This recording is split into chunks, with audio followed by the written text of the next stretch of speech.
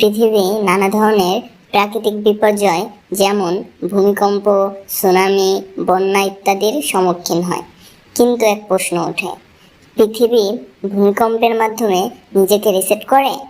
এবং যদি ভূমিকম্প না হতো তাহলে পৃথিবীর কি ক্ষতি হতো?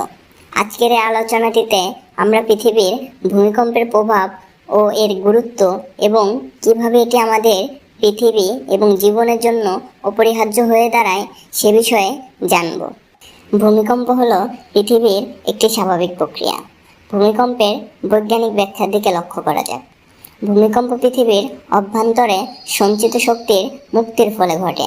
পৃথিবীর শীর্ষস্তরটি এক ধরনের টেকটনিক প্লেটের দ্বারা বিভক্ত, এবং যখন এই প্লেটগুলো একে অপরের সঙ্গে সংঘর্ষে আসে বা সরে যায় তখন শক্তির এক ধরনের জমা হয়ে যায়, যা এক সময় ভূমিকম্পের আকারে বেরিয়ে আসে। এই ভূমিকম্প শুধু একটি প্রাকৃতিক ঘটনা নয়, বরং এটি পৃথিবীর ভূতাত্ত্বিক স্বাস্থ্য বজায় রাখার একটি প্রক্রিয়া। এর মাধ্যমে পৃথিবী নিজেকে রিসেট করে, যা তার স্থিতিশীলতা ও কাঠামোকে মজবুত করে। পৃথিবী কেন ও কিভাবে নিজেকে রিসেট করে?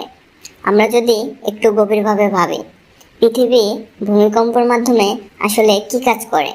এটি পৃথিবীর অভ্যন্তরীণ শক্তির মেটামরফোসিসের মতো, যেখানে এক ধরনের জড়তা বা অস্থিরতা ভেঙে নতুন স্থিতিশীলতা সৃষ্টি হয়।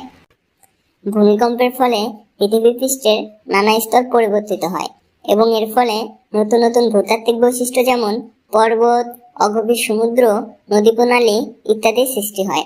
এই সমস্ত পরিবর্তন পৃথিবীকে নতুনভাবে গড়ে তোলার সুযোগ করে দেয়, যা নতুন শক্তি এবং স্থিতিশীলতা প্রদান করে।